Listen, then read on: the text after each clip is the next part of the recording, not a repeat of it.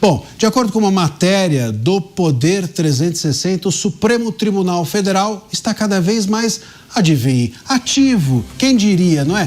Quando ele entende que os poderes executivos e legislativos se omitem sobre determinados assuntos. É nesse momento que ele se torna ativo, ou seja, em relação às omissões, ele vai lá e se comporta de forma ativa. Nesses casos, os juízes decidem sozinhos como devem ser as normas e as leis. Em 2025, foram realizados 26 julgamentos que tratavam de omissões inconstitucionais. O número foi o maior da história dentro do período de um ano. São casos em que o STF entende que um outro poder não decidiu sobre temas que deveria regular, deixando de cumprir a Constituição. Isso foi criando uma relação conturbada entre o Judiciário e o Congresso nos últimos anos. Deixa eu traduzir um pouco essa história. Senão o público acaba se perdendo, mas a questão é a seguinte: o tribunal, o STF, ele pode e deve decidir a respeito de omissões legislativas e até mesmo omissões a respeito do executivo. Quer dizer, quando você faz algo no executivo ou no legislativo e falta na tua lei alguma coisa, tem uma brecha, tem uma lacuna, quem que deve decidir a respeito disso? O STF. O problema aqui é o seguinte, são os dados. Os dados é que chamam a atenção. Nós tivemos só em 2025, 26 casos em que o STF decidiu a respeito da omissão. 26 casos só em 25. É o maior número da história. Isso, claro, é um óbvio ativismo por parte do STF, porque se há uma omissão dos outros poderes, o STF não deve ser o revisor da omissão dos outros. O STF, no máximo, poderia dizer, tem uma omissão, vai lá e arruma a tua omissão. Mas não, ele vai lá nessa hora e legisla, deixa aqui a omissão que eu resolvo, deixa eu pegar essa omissão e eu mesmo vou fazer a lei. É isso que o STF tem feito. De 1990, olha esse dado, de 1990 até 2018, houve 62 ações em que o STF se meteu como para lidar com omissões. 90 a 2018, 62 ações. De 2019 até agora, ou seja, um dado aqui que é importante, depois do Bolsonaro entrar na presidência, nós já tivemos 109 ações tratando do mesmo tema. Portanto, meus caros, o STF parece que passou a legislar e fazer o trabalho do Executivo e do Legislativo de uma forma escancarada e, sobretudo, depois que o Bolsonaro entrou na presidência. E aí, Musa, dá para aguentar isso aí? Bom, temos que entender quais são as possibilidades, as alternativas viáveis, né? Mas eu acho que está chegando num nível, para mim já passou do ponto do não retorno há muito tempo. Até mesmo se eles quisessem trazer isso para o campo da normalidade, eu não sei qual seria o custo disso. O custo até mesmo para eles, reputacional, político, institucional, legal. Eu não sei se isso traria consequências severas, até acho que sim. Então, nesse entender, o ponto de não retorno já ficou para trás. Como você pode voltar se você ultrapassou em muitos limites constitucionais e mexeu com a vida de diversas pessoas que continuam, e muitas delas não tem como voltar atrás, né? Então, a questão aqui é como colocar um freio e contrapeso nisso tudo. Porque partindo deles, não virá. Freios, eu gostava de chamar de freios e contrapresos. Você também. Também tem um bom nome. Boa analogia. Darei os créditos e copiarei isso. Mas quais são... Eu te processarei se copiar. Quais serão as possibilidades? Como a gente pode buscar caminhos para frear isso? Porque de dentro para fora, eu não vejo possibilidade nenhuma disso acontecer. E sim uma pressão de fora para dentro. Então tem uma reforma. A gente precisa ter uma reforma. Por que isso? Mas quem aprova essa reforma? Então, esse é o ponto. Apenas a pressão virá de fora, né? Eu acho que é o único caminho. Ô Mota, e antes de te ouvir, eu vou dar alguns exemplos dos últimos casos nos quais o Supremo interferiu, botou o dedo, se meteu a respeito de omissões, ou supostas omissões. Olha só, olha que rol bonito. Racismo estrutural em 2025. Quer mais, Mota? Maria da Penha para casais homoafetivos em 2025. A DPF das favelas. Tá bom ou quer mais? Maconha. Eu acho que aí nós temos duas questões que é importante que a gente separe. A primeira é o papel de magistrados preenchendo o vácuo legislativo, preenchendo lacunas na legislação. Eu, sinceramente, acho isso um problema, independente do mérito da decisão, mesmo que seja uma decisão com a qual eu concorde. Porque quem decide se há uma lacuna legislativa? É o próprio magistrado. Então, meus amigos, isso é um poder ilimitado. O magistrado pode olhar para qualquer lei e decidir, olha, aqui tem uma lacuna. Ou, pior, ele pode olhar para uma lei que não existe e decidir, não, tinha que existir uma lei. Então, está aqui a minha decisão que, para todos os efeitos, cria essa lei. Eu tenho dificuldade de entender como isso pode funcionar num sistema democrático republicano. Agora, esse é só o problema número 1. Nós temos o problema número 2, que é o seguinte: todas essas decisões de preenchimento de vácuo legislativo são sempre na direção da esquerda. Você não tem, se as decisões fossem aleatórias, você teria mais ou menos metade na direção da esquerda, metade na direção da direita, mas não. Elas são sempre na direção da ideologia progressista. E isso, meus amigos, é um problema gravíssimo. E é um problema gravíssimo e eu vou ilustrar. Eu falei de alguns casos, mas vou completar aqui a lista. Falei racismo estrutural, né? Então foi uma omissão. Porque você tocou num ponto importante. Não é que a gente, nós, povo, o legislativo chega e fala, coitado de nós estamos aqui, temos uma omissão que ninguém consegue, sabe? O problema é de como é que chama? Quebra-cabeça, que você não consegue resolver, charada. Como é que chama aquele negócio de palavras cruzadas? E aí você chama um amigo. Não é isso. Não é que você está com um problema e chama o STF e o STF, por favor, nos ajude a resolver. Não. O STF vai lá e fala assim, opa, tá aí um problema que eu acho que eu tenho que resolver. Mas peraí, quem disse? Ninguém disse. Eles próprios acham, tá aí o problema que eu preciso resolver. Vocês não estão sabendo, eu vou resolver. E aí entra o STF para discutir em 2025, repito, racismo estrutural, para discutir, repito, Maria da Penha para casais homoafetivos em 2025, para discutir a DPF das favelas em 2025, inclusive com isso impedindo atuações da polícia nos morros, a gente sabe, e vimos nos últimos tempos no que deu isso. Tem mais, aí eu falei só esses, mas eu vou trazer outros. Maconha para consumo pessoal, não é? Que era um assunto que quando Barroso estava à frente do STF, ele tratava muito desse tema. Em 2024, esse foi o assunto. Criminalização da homofobia em 2019 e Marco Civil da Internet, que nós começamos o programa mencionando aqui. E esse, Mota, das redes sociais, do Marco Civil, para mim, é o mais importante. Porque a intervenção aqui que o STF fez foi a pior de todas. A pior de todas, porque deliberadamente nós tivemos um congresso, e aqui vocês sabem, nós todos acompanhamos esse assunto de perto. Tivemos um congresso que disse, eu não quero legislar sobre redes sociais, nós já temos legislação suficiente. Essa foi a palavra da Câmara, do Senado.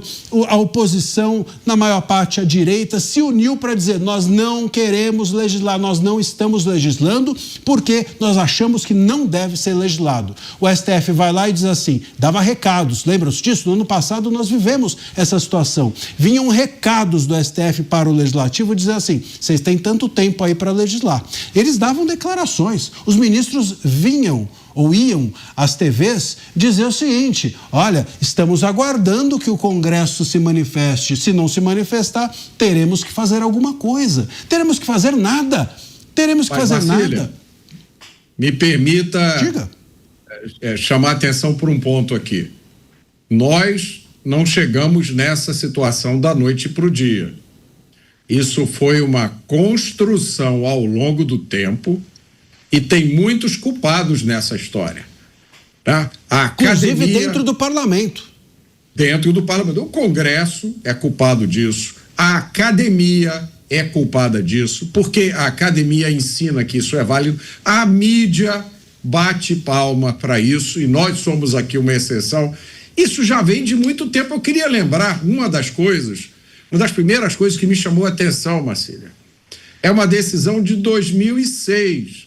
Vocês vão lembrar daquele caso do assassinato da Daniela Pérez. A mãe dela, a novelista Glória Pérez, fez um abaixo-assinado, coletou mais de 1 milhão de assinaturas para que aquele crime fosse classificado como hediondo. Naquela época, os criminosos hediondos não tinham direito à progressão de regime, pela lei vigente.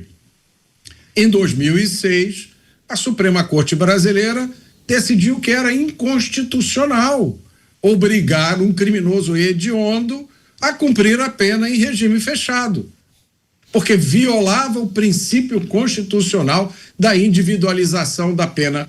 Por quê? Deixa eu perguntar como cidadão, como pai de família, como pagador de impostos. Por que que um sujeito que cometeu um crime que a gente chama de hediondo, que o legislador resolveu chamar de hediondo, por que que ele tem o direito de progredir de regime? De onde veio esse direito?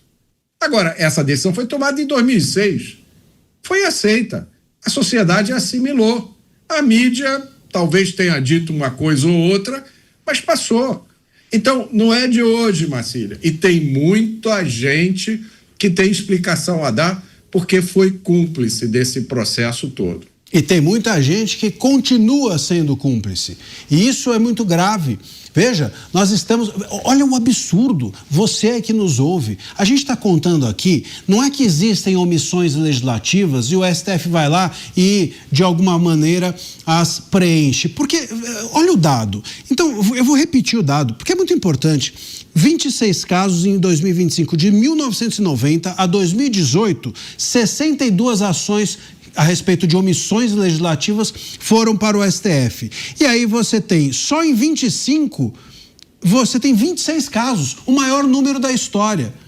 Você cresce os números depois de 90 a 2018, 62 ações. Então eu devo acreditar que o legislador de 2019 para frente é pior, ele é mais omisso. Até então tinha legislador bom, agora a gente tem legislador ruim. Pelo amor de Deus, não dá para acreditar nisso. O legislador piorou. Assim que o Bolsonaro assumiu a presidência, o legislador ficou ruim, se tornou omisso? Claro que não. Me parece óbvio que o ativismo do STF é que se torna muito maior depois da direita assumir o poder. Ou seja, a intervenção é deliberada.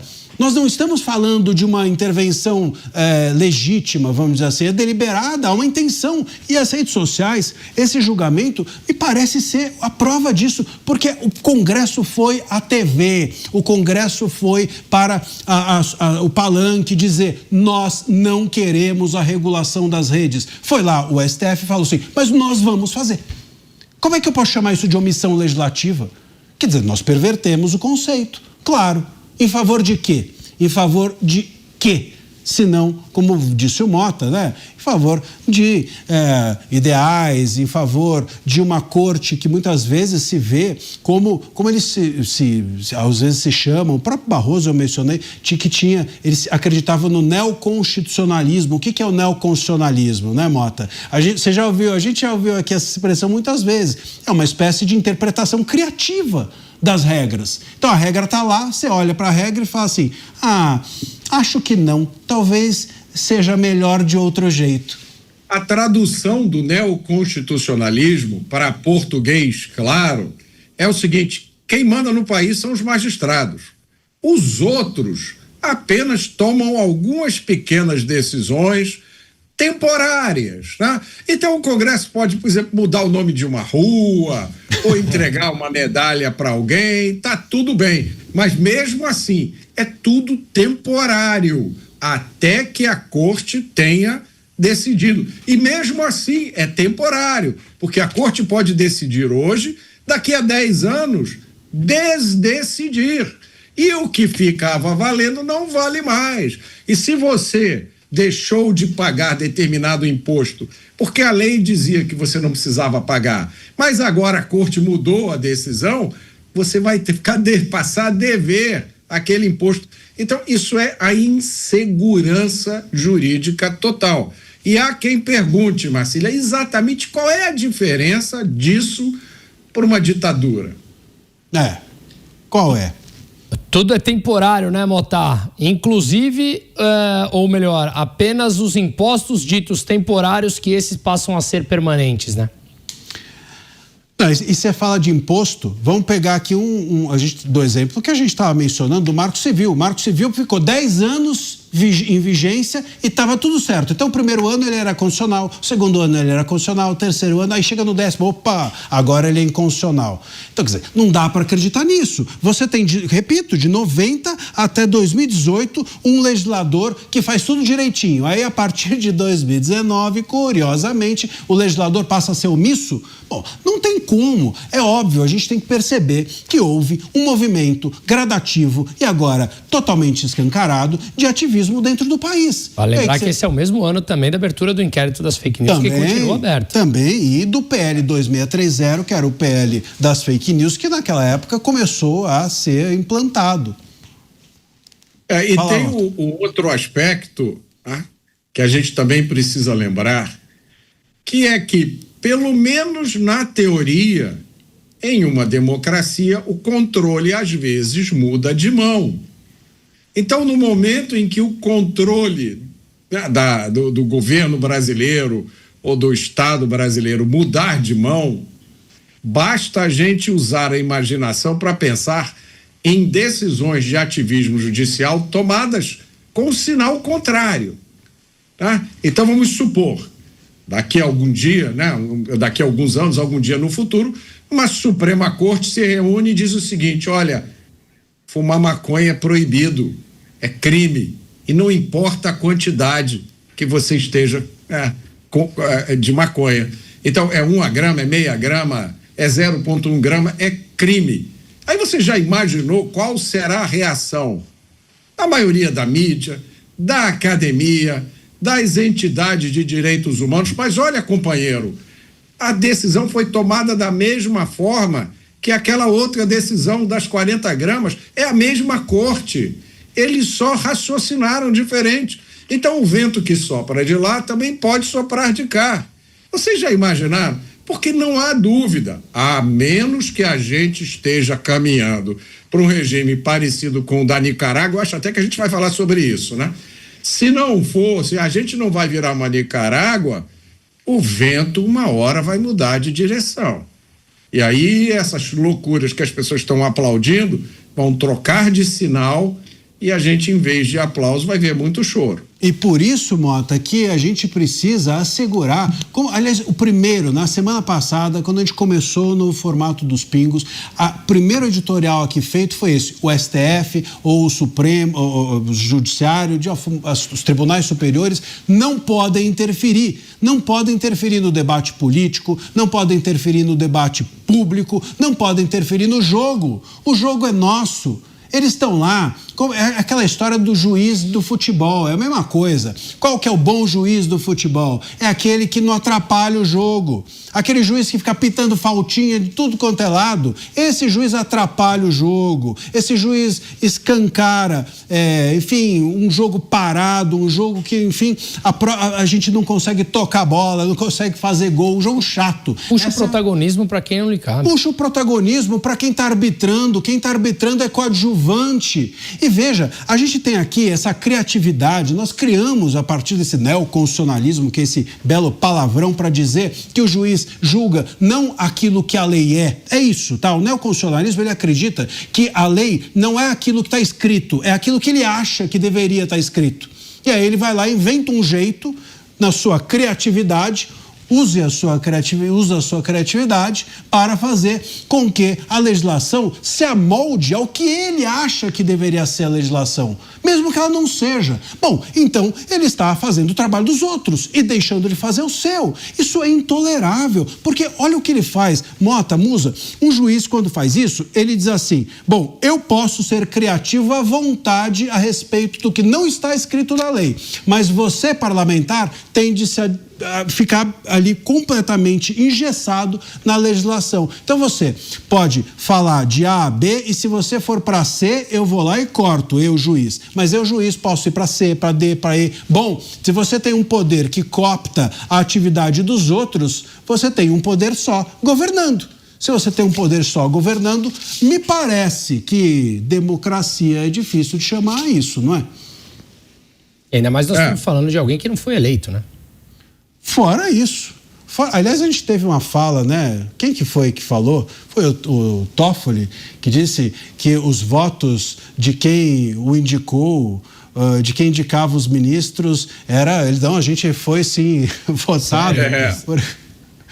Teve um negócio assim... Respaldados pelos votos indiretos, digamos assim. Pelos votos indiretos. É um raciocínio fabuloso. Por esse raciocínio, qualquer burocrata carimbador de papel pode se considerar eleito, votado, né? Agora, tem outro aspecto dessa situação, Marcelo, que a gente tem que chamar atenção também, que é uma coisa que a minha geração aprendeu errado, que nos ensinaram errado nas escolas, na universidade, é que a Constituição, ela tem como objetivo principal conter o poder do Estado. E aqui no Brasil, a gente aprendeu o contrário. A gente aprendeu que Constituição é uma lista de tarefas para o Estado. E aí os magistrados se sentem empoderados, né? Porque eles olham para aquilo ali, olha, eu acho que nessas tarefas aqui está faltando essa tarefa, porque ela é necessária para manter a dignidade da pessoa humana. Essa frase é muito usada, né, Marcília? Muito. A dignidade da pessoa humana, né? Muito. O que é isso? Qualquer coisa. É outra frase que serve para ser qualquer coisa.